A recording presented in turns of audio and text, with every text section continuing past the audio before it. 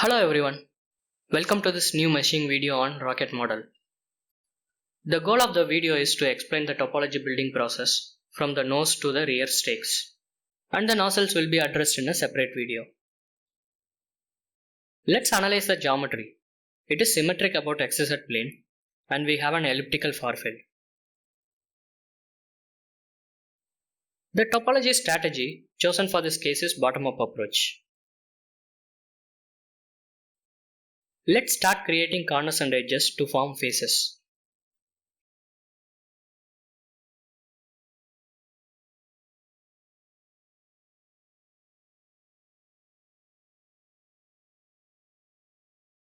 Now we have a 2D wireframe with faces on the symmetry plane.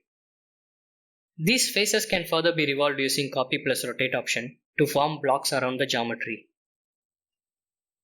In order to avoid creating a degenerate block while revolving the wireframe, we have created the faces slightly away from the sharp region of the nose. In version 7, we have a new option called circular with core for axisymmetric geometries, which can build the blocking at the core region automatically.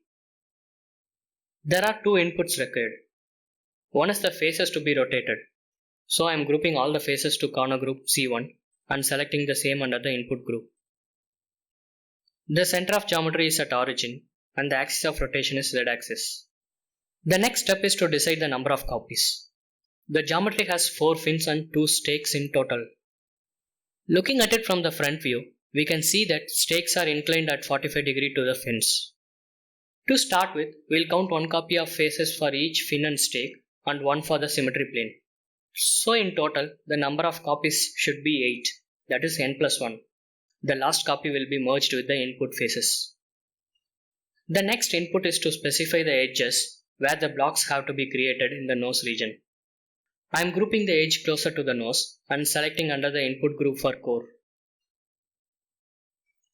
Clicking on copy, the entire wireframe is revolved and the blocks at the nose region is created.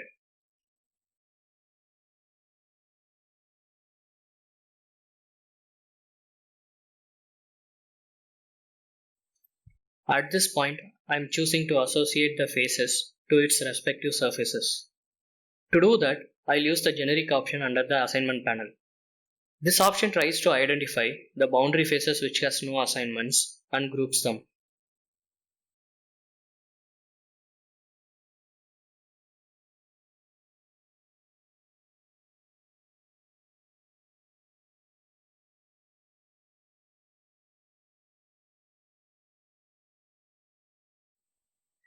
Now the assignments for the body, plane and the outer domain is completed. I'll save the topology before proceeding further. The next step is to build blocks for the fins and stakes. Since they are part of the existing block domain, I'll split the blocks to accommodate them. While splitting the block, try to choose the closest point to the geometry.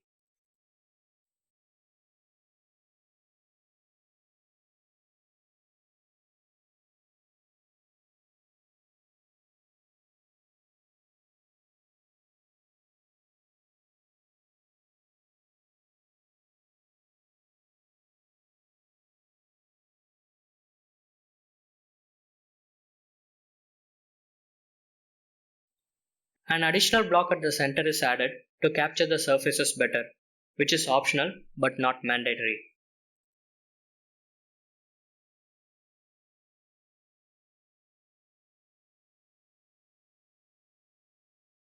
Next I am removing the blocks which are passing through the fins, since we are only meshing the external part of the geometry.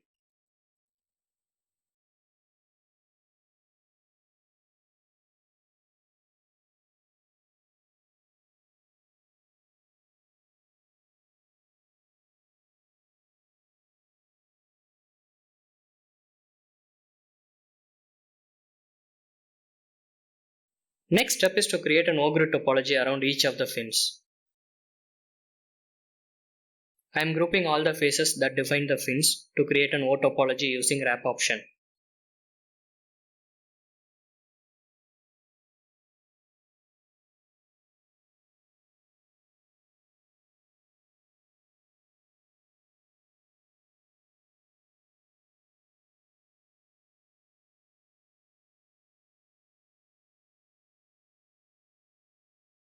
These newly created faces are associated to its respective fins using the generic button.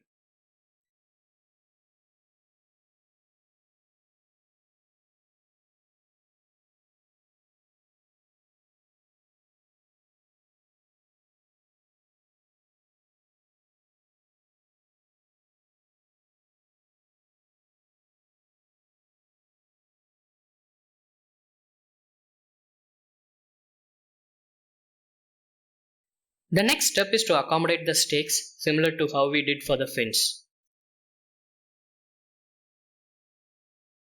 Step 1 is to delete the blocks which are passing through the stakes.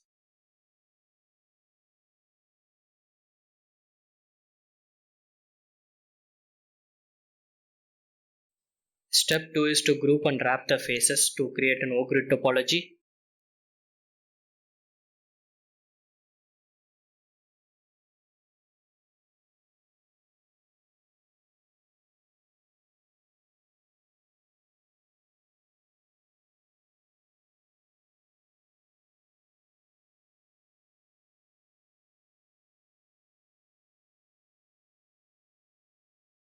Step 3 is to associate the newly created faces to the stake surfaces.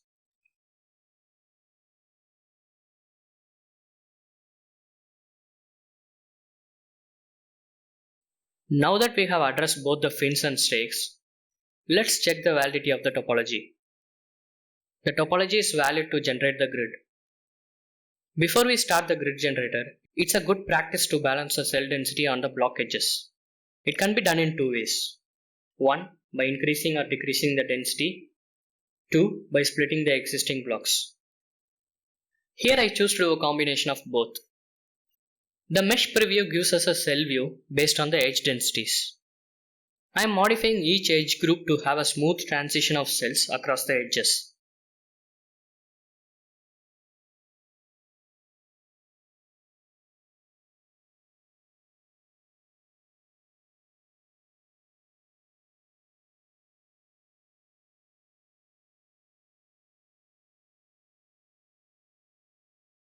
This is a modification based on visual perception.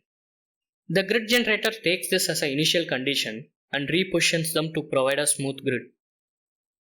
Let's start the grid generation process by clicking on the Start button.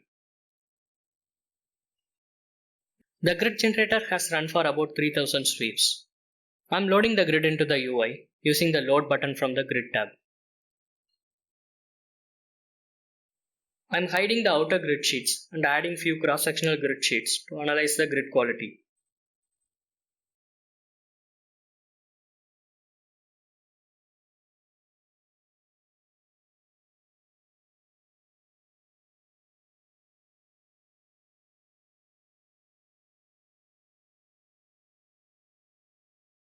Overall, the grid looks good, but these are the regions which may need more cells.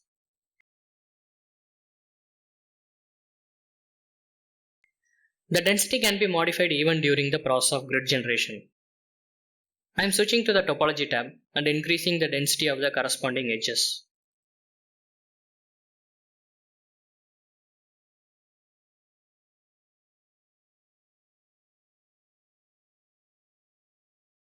Enabling the checkbox would update the density while running the grid generator.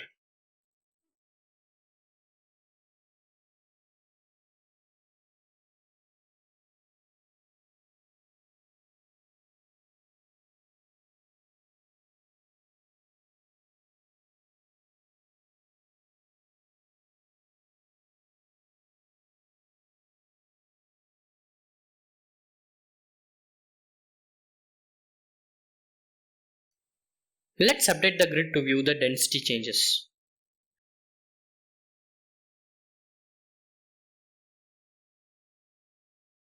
Now the cell transition is smooth without abrupt jumps.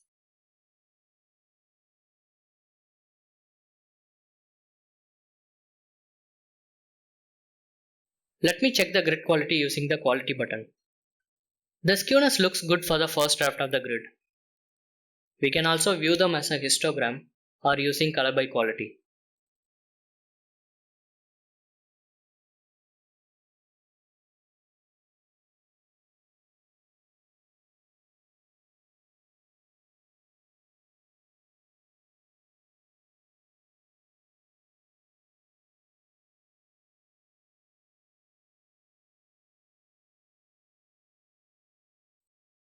The next step is to add boundary layer clustering to the grid.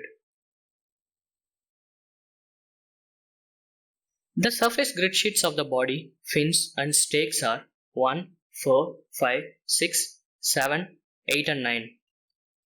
Let's set the first cell spacing as 1 e power minus 3 with a default growth ratio of 1.2. Clicking on apply adds a boundary layer clustering and loads the grid into the UI. The boundary layer calculates the required number of cells in the normal direction of the surface to ensure a smooth transition. If needed, the grid can further be improved by modifying the block pattern around the fins and stakes. This we will cover it in our future videos. Let me summarize the video. We started with a bottom-up approach by creating a 2D profile and revolved using copy plus rotate option. Next, the fins and stakes are introduced and an O-grid topology is created using the wrap button. Then the grid resolution is optimized using the density button along with splitting of blocks.